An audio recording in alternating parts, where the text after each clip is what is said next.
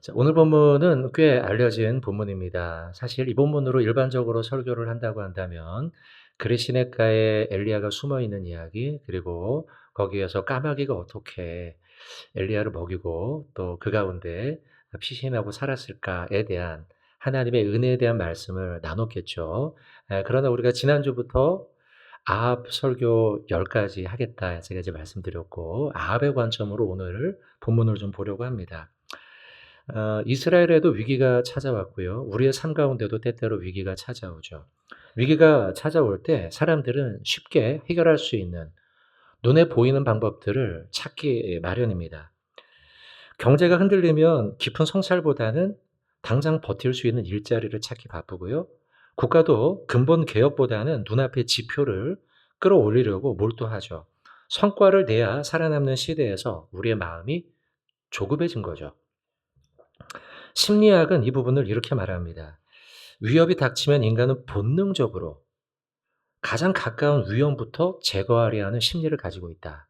이게 우리 사람들의 심리예요. 그래서 몸에 이상이 생기면 내가 왜 이렇게 됐지? 이걸 어떻게 근본적으로 해결하지? 라고 하는 근본적 해결보다는 당장 증상을 막아내는 치료제보다는 그 완화제를 찾기 마련이라는 것이죠.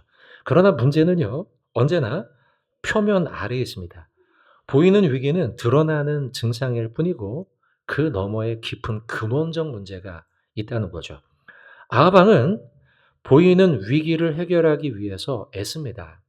지난주에 봤던 16장 끝부분에 그가 했던 행동들은 대다수가 이스라엘에 찾아왔던 위기를 해결하기 위한 인간적 방편이었어요. 그리고 오늘 본문은 16장에서 17장으로 이어지며 가뭄보다 앞서 말씀을 주심으로써 가뭄이라고 하는 보이는 문제, 그 문제의 근원적인 해결은 하나님의 말씀 가운데 있다는 걸 우리에게 알려주십니다. 그리고 우리에게도 물어요. 나는 뭘 보고 인생길을 뛰어왔는가?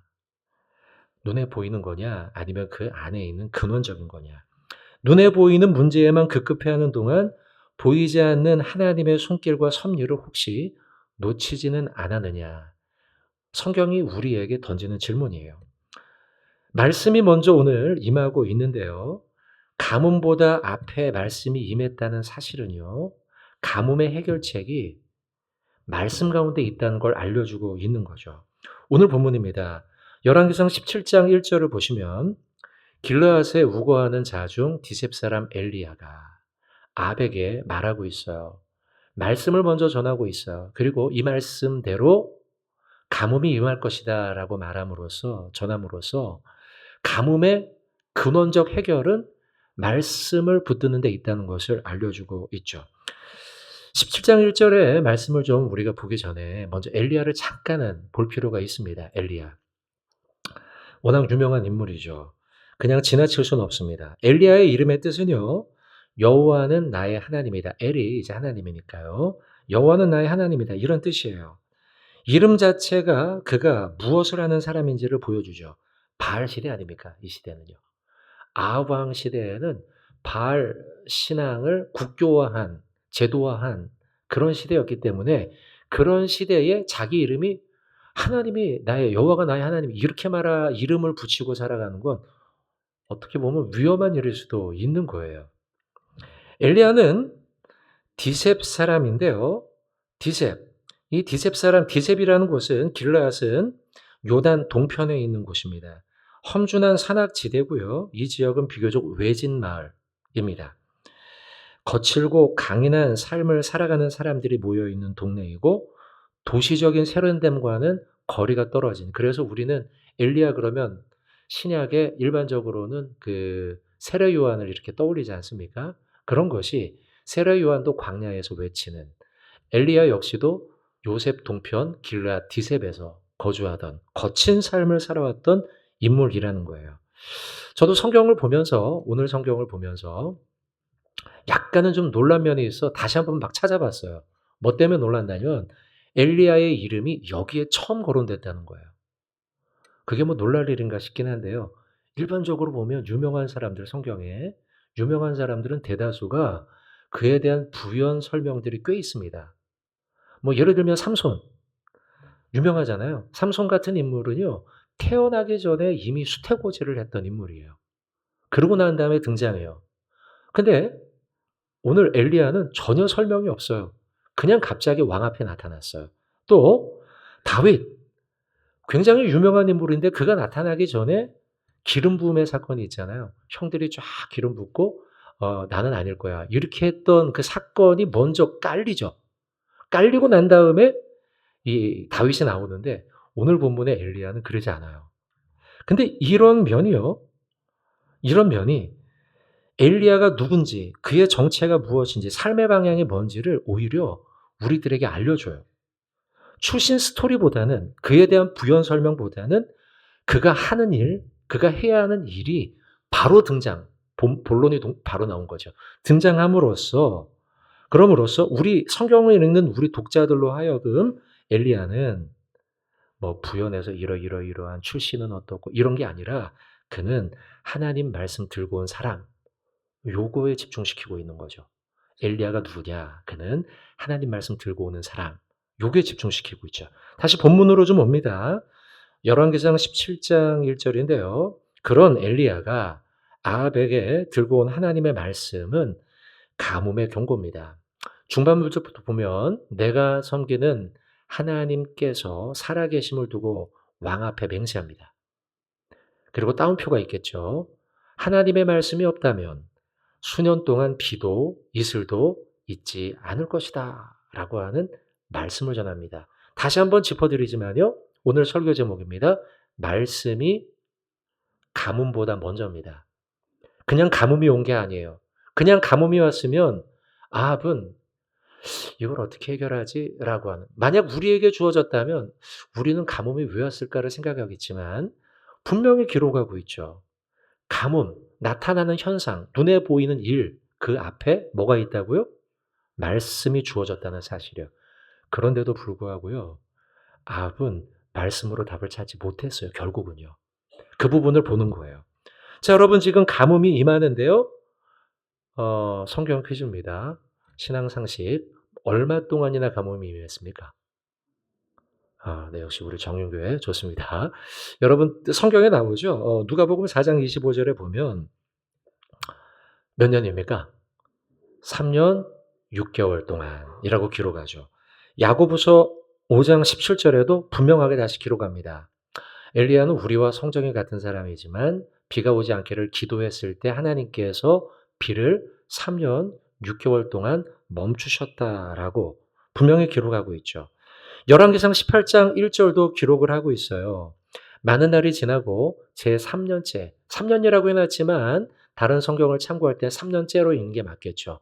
3년 6개월 정확히 하면 여호와의 말씀이 엘리야에게 임하고 이르시고 가서 아합에게 알려라.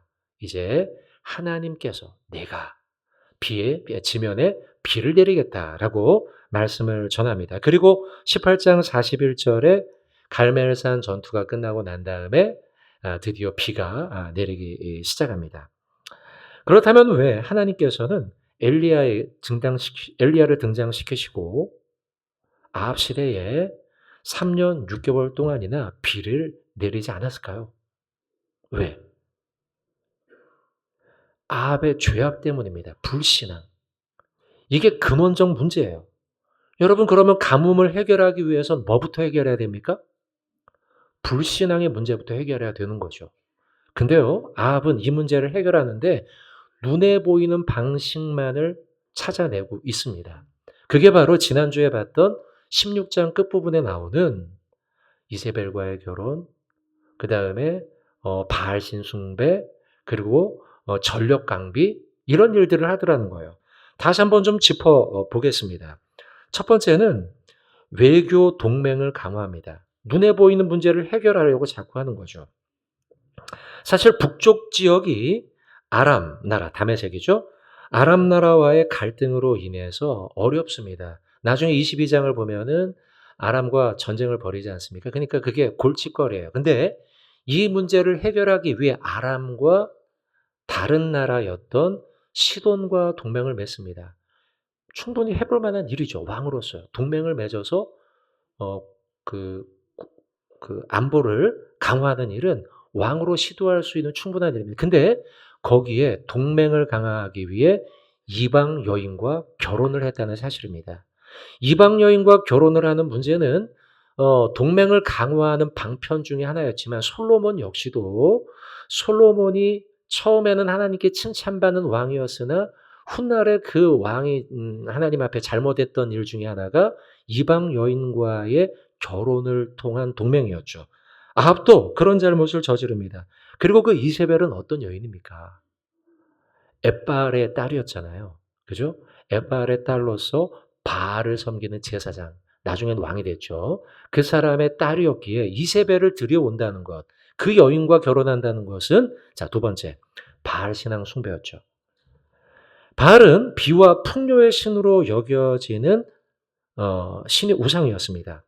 가뭄이 극심해지자 왕은 북이스라엘의 비를 내려주기를 바라는 마음으로 하나님께 엎드려야 되는데 하나님께 엎드리지 않고 바알에게 엎드렸다는 거예요. 아합은 가뭄과 경제의 불안을 해결하기 위해서 바알 제사를 국가적으로 공언하고 강화하고 제도화하고 그래서 국가의 기반 산업을 다지려고 했어요. 눈에 보이는 문제 해결하기 위해 눈에 보이는 방법을 선택한 것이죠.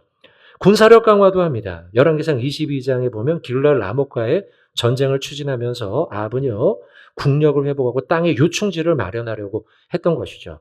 성경 속에 나와 있는 아합의 눈에 보이는 이 행동들 외에도 고고학적 자료 가운데도 왕이 했던 여러 가지 일들이 있습니다. 첫 번째는 아시리아 왕이었던 살마네셀 3세가 기록한 비문이었는데요. 이 비문에 아합이 등장합니다. 그 아시리아 왕이 아합을 기록해 놨어요. 기록해 놨는데 그에 대해서 뭐라고 했냐면 전차 2,000대, 보병 1만 명을 보유한 강력한 왕이었다라고 아합을 설명해요.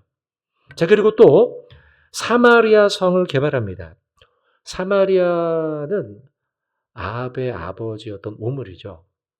오므리가 세멜로부터 산 땅이잖아요. 지난주 우리 봤던 말씀입니다. 세멜 사마리아 발음이 비슷하죠. 땅 주인이 세멜 사마리아를 샀고 사마리아를 사고 난 다음에 그의 아들 오므리 아들 아합이 그 성을 막 발전시켰어요. 그래서 훗날 그 땅이 발견이 되었는데요. 사마리아 성이 발견이 됐는데 그 안에 그 땅 속에 지어졌던 건물들을 가만히 이렇게 유적을 발굴해 보니 그 사마리아 성 안에 상류층 저택들도 있고 행정동 건물들도 여러 발견됐어요. 그 말은 사마리아를 많이 발전시킨 왕이었다는 거죠. 자, 여러분, 제가 지금 드리는 말씀을 가만히 조합해 봅시다. 왕으로서 아합은요, 국가 기반 산업, 농업을 발전시키기 위해 노력했어요. 그죠? 바알 숭배했잖아요.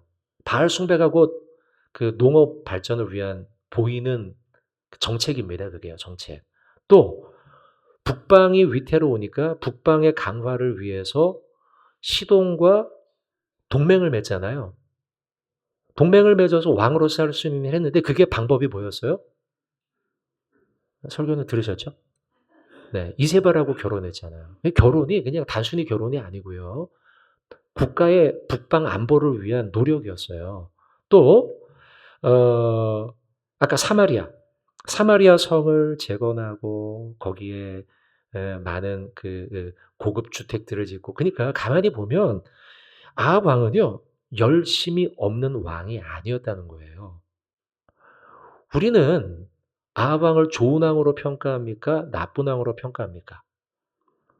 그죠? 당연하죠. 근데요, 아까 제가 고고학 자료까지 막 얘기했잖아요. 그죠? 왜 얘기했을까요? 국가적으로나 사회적으로 봤을 때 아합 왕은 굉장히 열심히 있는 왕이었다는 거예요. 근데 우리는 평가하기를 나쁜 왕으로 평가하죠. 왜 그럴까요?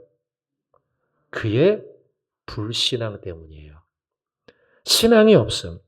그러니까 눈으로 볼 적에, 겉으로 볼 적에 그는요, 눈에 보이는 많은 업적과 노력과 애씀을 행동했다는 거예요. 하지만 우리는 그를 나쁜 왕으로 평가하는 이유는 보이지 않는 하나님에 대한 신앙이 없음, 불신앙. 그의 불신앙 때문에 우리는 그를 나쁘게 평가하는 거예요. 여러분, 성경의 평가는 분명합니다. 성경의 평가는 눈에 보이는 것에 대해 집중하지 않아요. 사람들은요, 글자 한번 문구로 보여주시면요. 사람은 보이는 것에 집중하지만 역사의 방향과 흐름의 최종 목적지는 보이지 않는 하나님의 말씀에 의해서 결정이 돼요. 성경은 이 부분을 말씀합니다. 성경은 늘 보이지 않는 하나님에 먼저 우리는 집중하라. 오늘 본문이 그거예요. 아합은 가뭄이 일어난다고 하니까 가뭄을 해결하기 위해서 보이는 일들을 많이 했을 거예요. 여러 가지 노력도 많이 해요, 실제로요. 그런데 하나님은 보이는 일에 집중하지 말고 보이지 않는 하나님이 너에게 주신 그 하나님의 말씀, 그 말씀에 집중하라 라고 오늘 17장 1절은 우리에게 말씀하고 있어요. 사랑하는 성도 여러분, 사도 바울의 가르침에 우리는 주목해야 합니다. 고린도후서 4장 18절 이렇게 말씀해요. 우리가 주목하는 것, 보이는 것이 아니라는 거예요. 믿음의 사람과 성도는요, 보이는 것에 집중하는 사람이 아니라는 거예요. 우리는 보이지 않는 하나님을 보는 사람 아닙니까? 맞습니까? 우리는 보이지 않는 하나님을 믿음으로 바라보는 사람들이에요. 골로새서 8장 24절로 25절 같이 한번 읽어보겠습니다. 로마서 8장 24절 시작.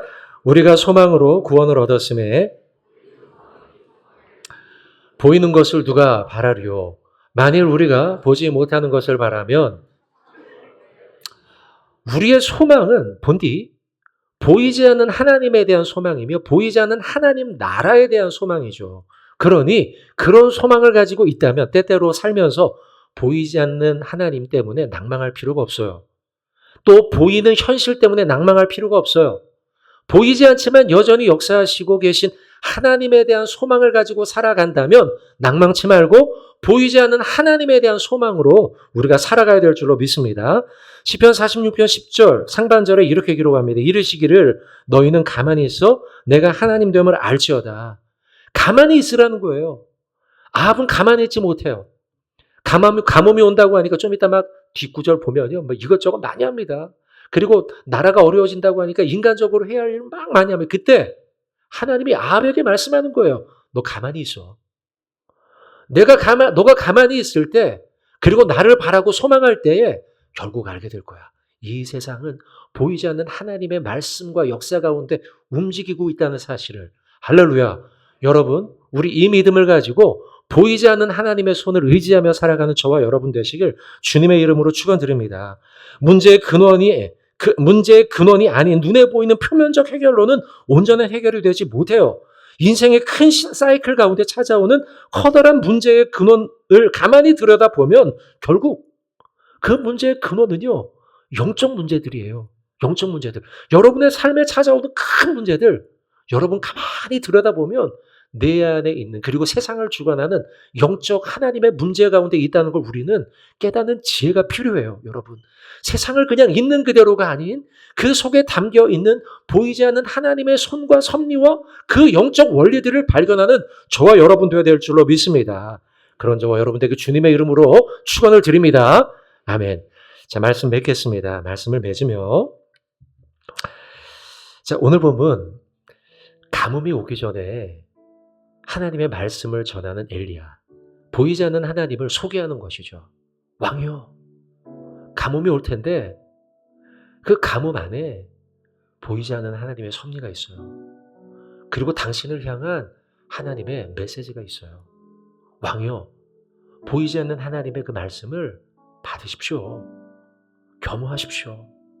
그리고 당신의 불신앙을 하나님 앞에 회개하십시오. 그게 지금 가뭄 앞에서, 가뭄은 눈에 보이는 거지만 보이지 않는 하나님이 움직이고 있다는 것을 당신이 인정하는 것입니다. 겸비한, 겸손한 왕이 되십시오. 이 메시지를 전합니다. 그 다음에 왕이 어떻게 했을까요? 오늘 본문 속 아합과 엘리야의 이야기는 이 두 가지를 극명하게 대비하면서 우리 인간과 하나님의 일하심을 대조하고 있어요. 아합은 북이스라엘 역사 가운데 굉장히 강력한 왕 중에 하나입니다. 정치적으로, 외교적으로. 그러나 그의 통치는 하나님의 말씀에 역행하는 죄악의 제도화를 만들었고요. 하나님이 원하시지 않는 방향으로 나라를 끌고 갔어요. 그런 아합 앞에 엘리야가 나타나는 거예요. 그리고 오늘 17장 1절에 내 말이 없으면 수년 동안 비도 이슬도 있지 아니하리라. 여러분, 이 말씀을 전했는데 이 말씀은요, 단순하게 일기예보가 아닙니다. 내일은 이렇게 될 거예요. 1년 동안 이렇게 될 거예요. 3년 동안 이렇게 될 거예요. 라고 하는 일기예보가 아니고, 하나님께서 우상 숭배의 땅에, 불신앙의 땅에 내리신 선지자적 심판이며 자비의 경고의 메시지라는 거예요.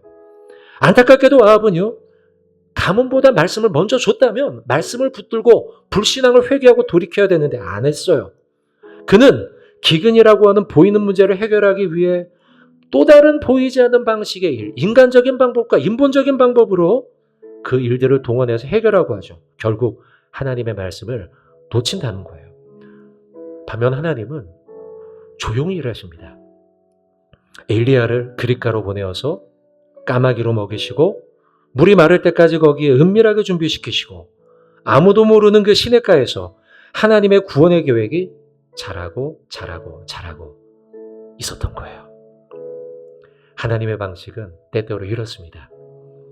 세상과 권력과 소란한 정치의 중심이 아니라 외딴 시냇가 같은 자리에서 하나님은 하나님만의 방식으로 보이지 않는 자리에서 하나님의 구원을 이루어 가십니다.